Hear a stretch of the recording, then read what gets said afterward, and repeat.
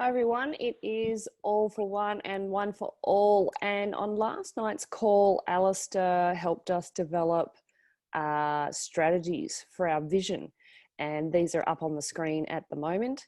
And what we thought we'd just do today is maybe talk a little bit more about the theory of how you do this and what we were actually doing in that call. So Al, would you like to take over from here and explain a few things? Yeah, okay. So, and look, this is one of those things, guys, where I urge you to just jump in and ask questions if you need to. So, we start with a vision, and a lot of people struggle with vision because it's a bit ethereal. You know, it's a bit up in the air. It's not maybe obvious how the vision can be translated into reality. And sorry, there's a street sweeper out in the street. Is that dominating the conversation? No, I can't hear it. Okay, that's good. These headphones must be good. So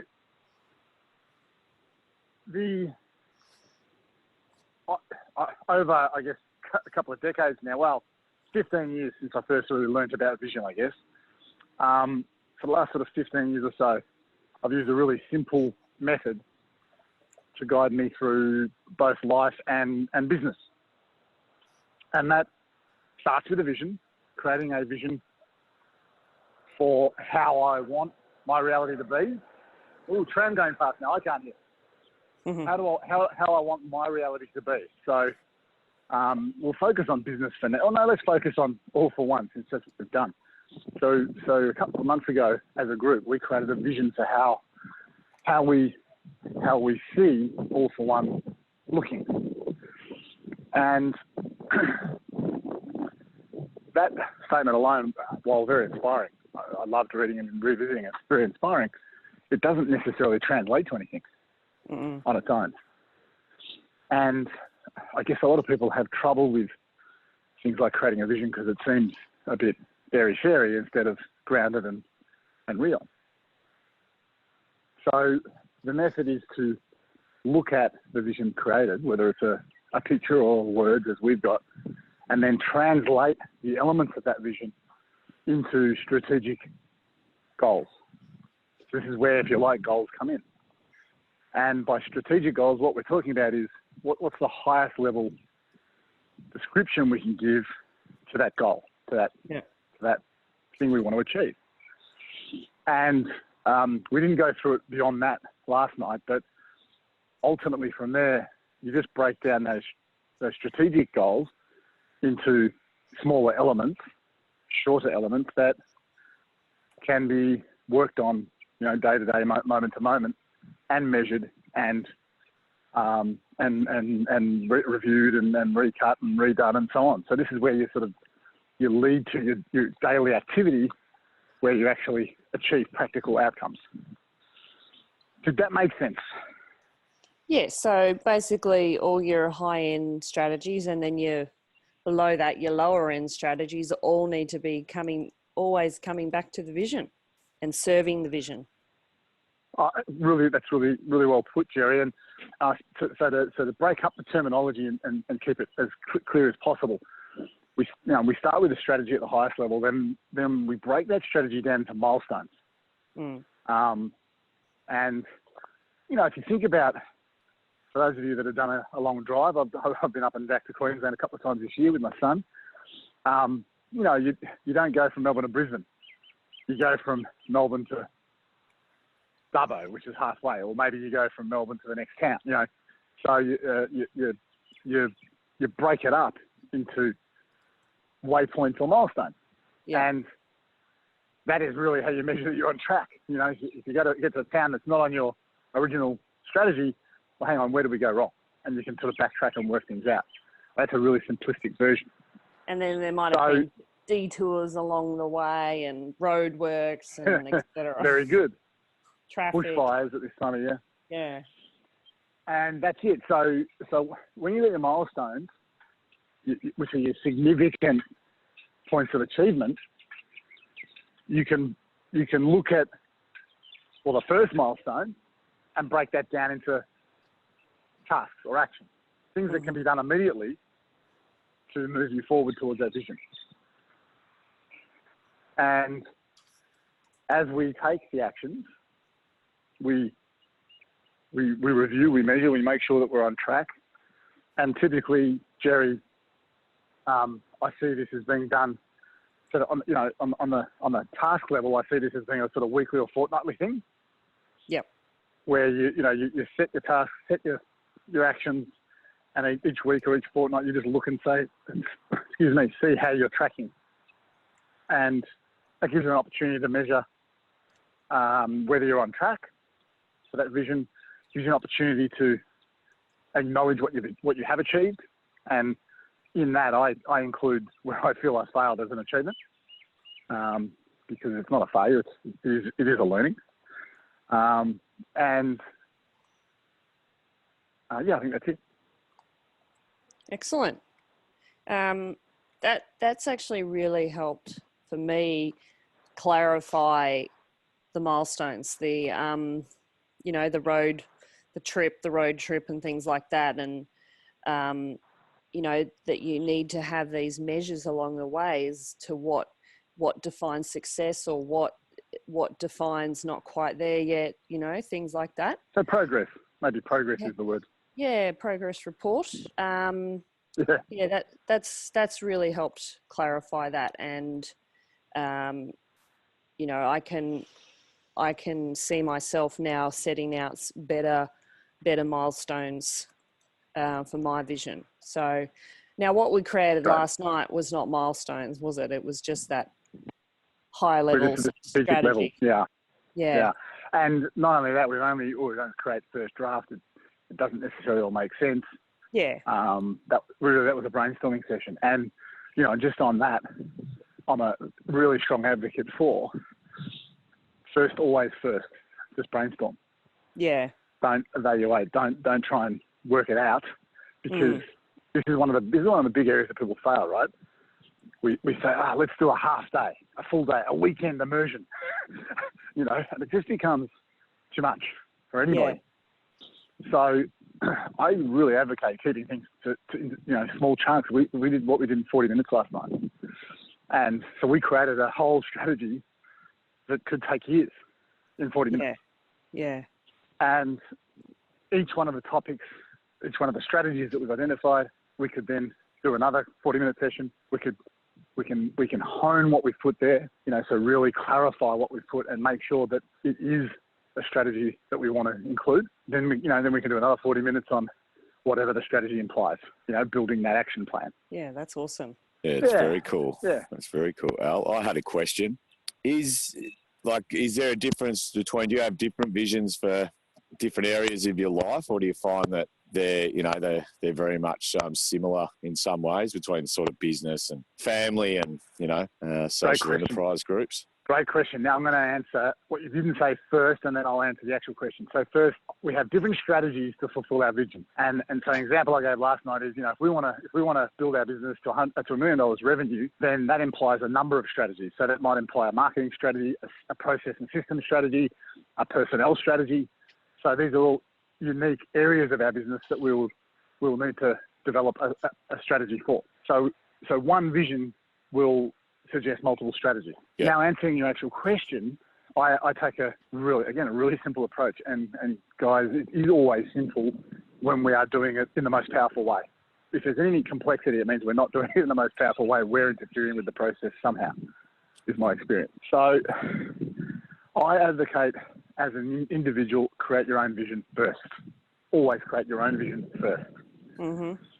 Yep. And ideally do it before you get heavily involved in everyone else's world, because then it becomes everyone else's vision sometimes. And I learned this, the real way. Like for me, I sort of created a life that was based on a whole lot of other people's stuff, not my own, and that was me that did that, nobody else. And then I kind of blamed everybody else for that until I started to realise what was going on. So create your own vision, and that, that's where you're true to yourself, where you're really, really, really clear on who you are, who you want to be, how you want to be, etc. And that can include people, it can include your physical well-being, it can include stuff, trips, experiences, whatever you want to include. It's your vision. Then I really do advocate creating one with family.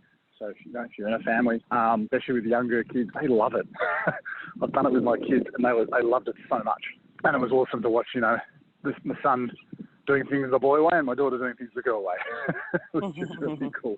So then you've got a combined vision, so the whole family can. And we did it on a 3-sheet of paper.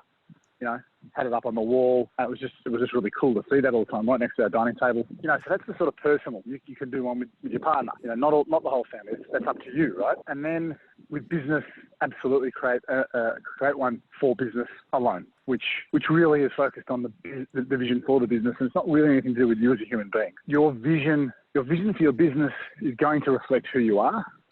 If you do it with your team, if you create the vision with your team, then it's going to reflect who your team are. Does that all make sense, Luke? Yeah, it does. Yeah, definitely. Yeah, that's very insightful. Now, Al, what do you think about the old vision board? I love it. So I learnt a slightly different method from a source that I would have never expected it. It just goes to show that we never win by judging a book by its cover, right? So there's a thing that this person called the life board. Well, the reason, and I'm not being negative, it's just this guy is very focused on sales and the sales process, and he's not someone who I would have ever guessed would be into the more ethereal, into vision and that sort of thing. But he, as part of his sales training, he spent some time on this. So the addition, if you like, to a vision to create a life board is you include a section for gratitude. And so the way I visualize it is you've got, say, an A3 size bit of paper. The left half is gratitude, the right half is vision, or vice versa. Whatever works for you logically. And then the idea is, as you achieve your vision, you can actually move those things across to the gratitude section. So this is another powerful element, right? Because it's like now you're seeing it move. You're actually saying, oh, that used to be my vision. Now it's actually something I'm grateful for. It's something that's happened. Something I've achieved. It's in my life now, and that really bolsters your subconscious thinking, which is where a lot of this work is done. Yeah, I like that. It actually, you can be grateful for the things that you've actually worked for, not being given. Correct. Or Correct. Yeah, that's correct. Nice. Yeah. And on that, we start with gratitude. And look, I've never talked about this outside of Australia. However, I think it would still apply. But I really don't see anyone in Australia that will have nothing to be grateful for. The mere fact that you live, eat, and breathe in Australia is something to be grateful for. So we've all got something. Or you weren't born a rock. That's pretty good. So. Exactly, Luke. Creativity will find us something. So, and the final part about all that, guys, is when we couple gratitude with our vision, what we're doing is we're supercharging it, because we all wake up feeling what we feel. And it's not always great. It's not always empowered. It's not always ready to go. And what I've found is the most powerful tool to energize myself, it is gratitude. So a great practice can be, pull out your life board, have it next to your bed, pull it out in the morning, just look at the things you're grateful for, and just let the energy of gratitude build up inside you. And then carry that energy into your vision as you review that. And you'll find again, it just brings you great power in what you do. Can I share my favorite gratitude thing? Is I use an app called Insight Timer. It's a free app, and the symbol is like this copper bowl. You'll see the picture is like a white background with a copper bowl. And there's this I do like a welcoming abundance meditation in the morning, and it's 11 minutes, and that's how long it seems to take me to get ready after the shower, basically. So it's perfect for that. But then I've got this 17-minute one. So the Welcoming Abundance is by a girl called Melody Litton, Litton. So if you want to find hers, it's really good, just for a quick 11 minutes. And then I've got this kind of workout one, and I noticed Emma Sydney does it to the same guy. And his name is Kenneth Soares, Soares, Kenneth Soares. And the 17-minute one is called I Am Affirmations, Gratitude and Self-Love. And he does it to this sort of funky beat music kind of thing. And that goes for like 18 minutes, something like that. And I just put it on when I'm at the gym or something like that. And it's subconsciously playing and reminding you of all the things that you're grateful for. It's a really good one. Yeah, nice. And I think it's important this time of year as well, when people can tend to get busy with life and, business and family, probably to reflect on, as you said earlier, Jerry, about checking in and, seeing how you're going with your vision. Do you have a vision? As Al said, it doesn't have to be convoluted or, complicated. But the life board's a winner for me, mate. I really like that idea. I was just going to say, you can thank the sales king, Aaron Sansoni, for that. That was his, was it? The sales king. That's right. Have you got a bit of a template, Al, that you can put up for everybody? Is there something that you sort of use, or even a visual example that All right. the group could sort of? I'll make a mental note to see if I can dig up the last one I created, which was the start of last year. And I'll happily just share that. And I'm glad for you asked, because the other thing I wanted to say about all that is you can do it digitally. However, there's a real demonstrable link between creating with our hands manually and really owning it versus digitally. Now, everyone's going to have their own view about that. I have found there is a demonstrable link between creating with my hands and these things being a real part of my life. I say that because the one I'm going to show you was partially digital. Yeah. Yeah, but your brain has a much stronger connection with anything that you write down as well with your hands and, not type. And I love to make my vision boards movable. So I make cards, like a nice coloured, smaller than A4, half A4, I guess, A5 kind of cards, and they're different colours for different parts of my life. And then I put those on a corkboard so they can be moved around and those sections can be changed easily. And I like the idea how you move the gratitude, love life or something should be in one area and this should be in another area. I can't remember it all, but some people also believe that. So there you go. Yeah, that's cool. The little card idea with the colours. I think that's something I'll encourage my kids to do. Yeah, that's a really nice idea. Yeah, and then as soon as you want to update that goal or your priorities change, you can just change that little section and redo a new little card. Yeah, very cool. I'm doing a board with my kids. We're just about to do that over Christmas. So I'm definitely going to have them writing on it and filling that out themselves now. Yeah.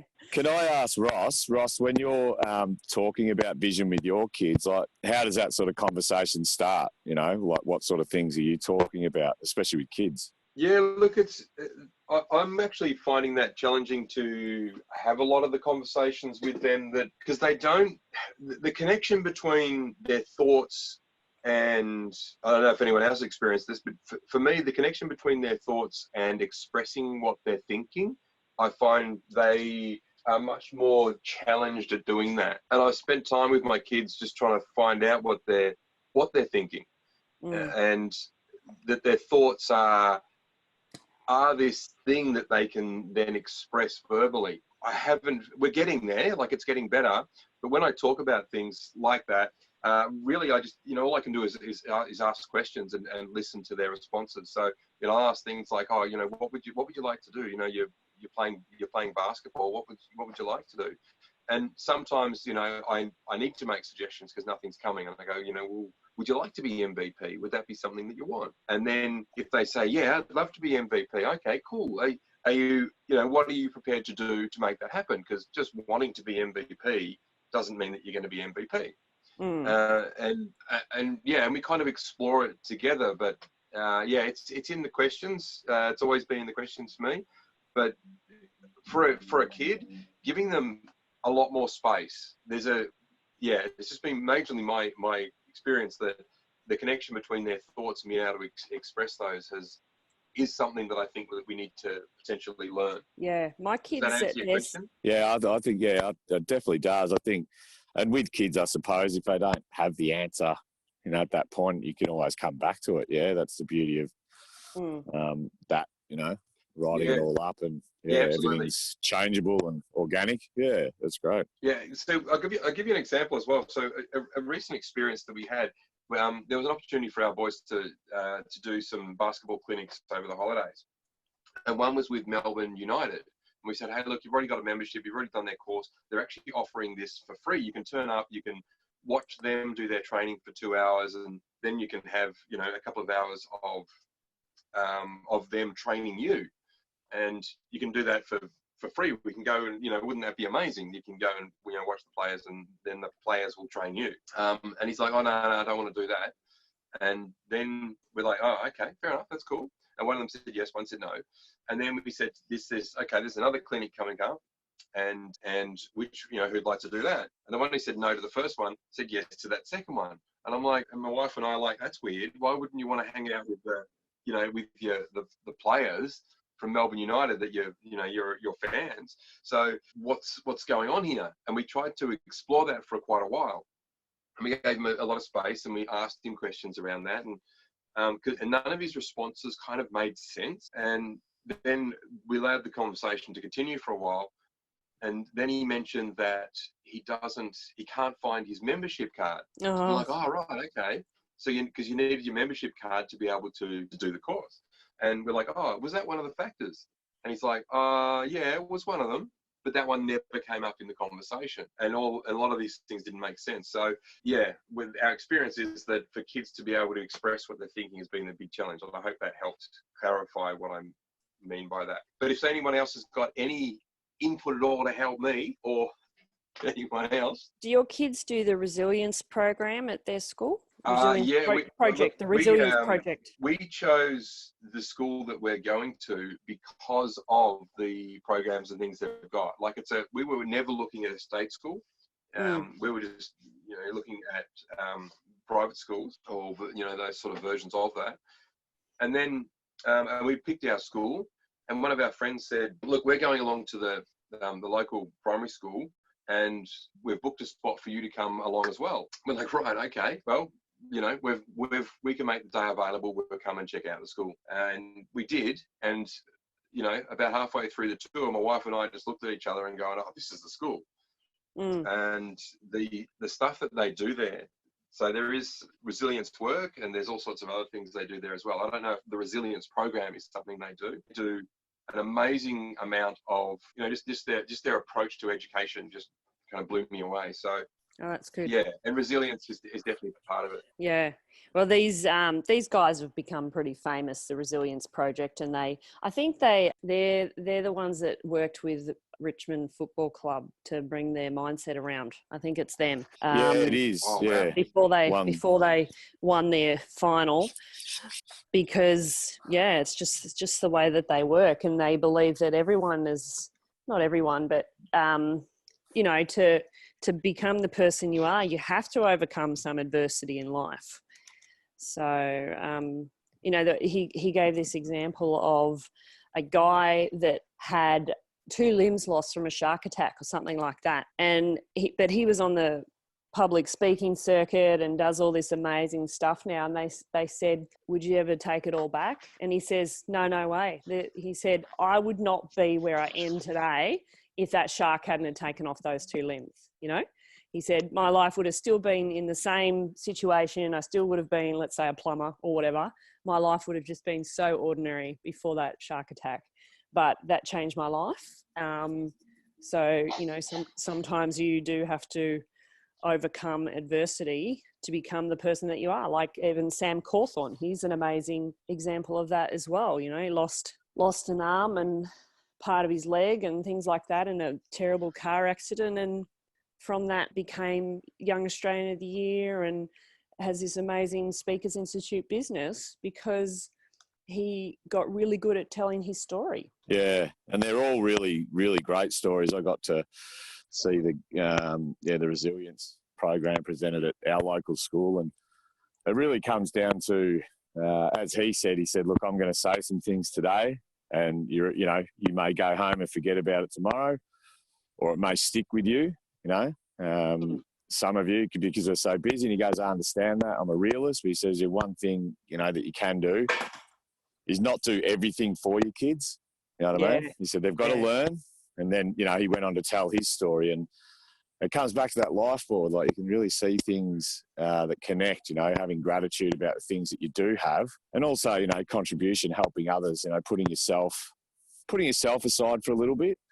to contribute to others is a big part of, I think, what they were sort of championing. And yeah, it was, I mean, all round, I think it's really good, and they're very, very genuine. So you could really sense that they had that, passion about life and how things can change and they never stay the same, and just dig your heels in, move forward. Yeah, so it all kind of tied in. But they're really great programs these days for kids and families. I think for what I saw, the parents got more out of it than the kids, Yeah, that's right. And my kids are still doing this they've done 2 full years of it now. So I've just seen their Resilience Project diaries come home and what they work on every week.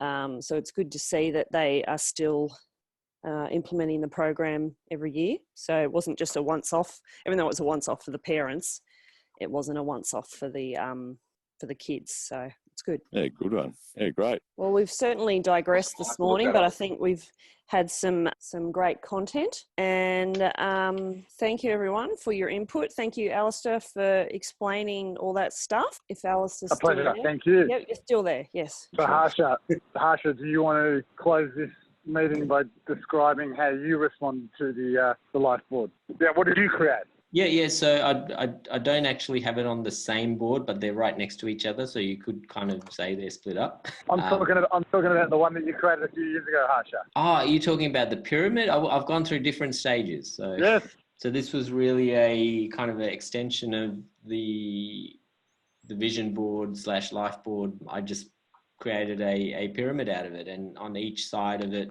there was like a different aspect of what I was envisioning or looking to create. So one side had business, one side had personal, one side had wealth. I don't think at that point I'd actually put it down on paper. I just went straight to visual, and I just put myself in the middle, and then different pictures of what I wanted to attract on the outside of, and then, arrows pointing in. So yours was shaped in a pyramid structure, was it? Yeah, it was. So I got, at Officeworks, you get that foamy cardboard paper that you can buy, about $10, and I just cut it into a shape, and then glue the sides together. So I don't know what you call it. So you made a 3D structure. Is that what you mean? 3D structure. Yeah. Oh wow! Right. Okay. I can send you a picture of it afterwards. It's in the office. So yeah, it just kind of helped kind of bring it out into the world, a more tangible thing rather than on a flat piece of paper or on your screen. So, and then I took a picture of that, and I used that as a like a backdrop on my computer. So everywhere you go, you kind of see this. Subconsciously, you're programming it, whether you like it or not, and that's what we tend to create. We tend to create automatically. So I thought, why don't I use that as a tool? Yeah. I think what people got to remember mainly with their vision is that it's not just about stuff. So many people just fill their vision board with stuff, like their dream home and their dream car, and that's about it. But it's got to be so much more than that. Yeah, I've got stuff on there, but I've got symbols of what I want to create. It's so if I want to do acting, so I put a symbol of it. I think I just found a symbol of a Oscar, right? So that symbolizes me heading in that direction. Mm-hmm. I think the true test of a vision is when you share it, people's reactions. And for me, it happened accidentally at an event, and I just got all these laughs in the room, and I thought, it's finally out. I'm out of the closet. Was it a good reaction for you though? It was like I was naked in the room. That's what I felt like. Right. Thought, yeah. What about? And it was purely because someone's laptop broke, and I let someone borrow mine to use for the presentation. And I looked up at the screen, and I thought, oh shit, my vision's up there. It was meant to be, mate. That's what it was. Yeah, I thought, well, everyone's a part of this now, and I've just got to kind of accept it myself, Including you. Including me. Wow. I know, it's crazy, huh? Yeah. It's better than a nude photo of yourself or something, Harsha, so it's a lot better. I think that would have been less embarrassing. I don't know. He's a pretty good-looking rooster. But anyway, I think you really touched on something as well that is really important, is to bring that vision to life. You know, everything we've discussed today, you know, has been about how to do it, what we're looking for. Yeah, and I think once you've created it, once you've written it down, once you put it into pictures, you've got to see it everywhere. That's what I think. It's just put it on your screensaver, put it on your iPad, your phone. And follow the process of, of bringing it into the world, right? So we've created the strategic level, and in coming months we'll create other levels. So we will actually see this unfolding within this community. Love it. Awesome. Well, how timely that we're talking about this on the last few days of a decade, if you believe that the decade starts at 2020 and not 2021. But I love the whole year of 2020. I can't stand it when I hear it pronounced as 2020. No, I'm like, no, it's 2020. That's what it's called. It's 2020 vision. This is going to be the year of having amazing vision and building an amazing life around that. So I think it's a fabulous year to get going with that kind of stuff. Yes, well said. And flying cars potentially. I'll just throw that in there. I'm still waiting for it, but Where's that hoverboard, mate? Got to have the hoverboard first. they're out there, but they're extremely dangerous. They just need to create a drone that can lift a few people, and we'll have a flying car. Yeah, car person. All right, well, I guess that's over and out from All4One today. It's been a bit of a long one, because none of us have got to get the kids to school as usual, so that's good. Thank you all, yeah. and it's Christmas Eve, so have a wonderful Christmas Eve, have a wonderful Christmas Day, and my question to you guys is, do we want to meet in a week, New Year's Eve, New Year's Day? We can sort that out through WhatsApp, but thanks very much, guys. Have an awesome time with family. Yeah, you too. Yes. Yep. Yes, You absolutely. too, guys. Thank you, one and all. Have a magical Christmas, and enjoy every moment. Make sure you're present and lock away those beautiful memories. Absolutely. That's a great thing to end on. Make sure that you're present, especially with your kids, eh?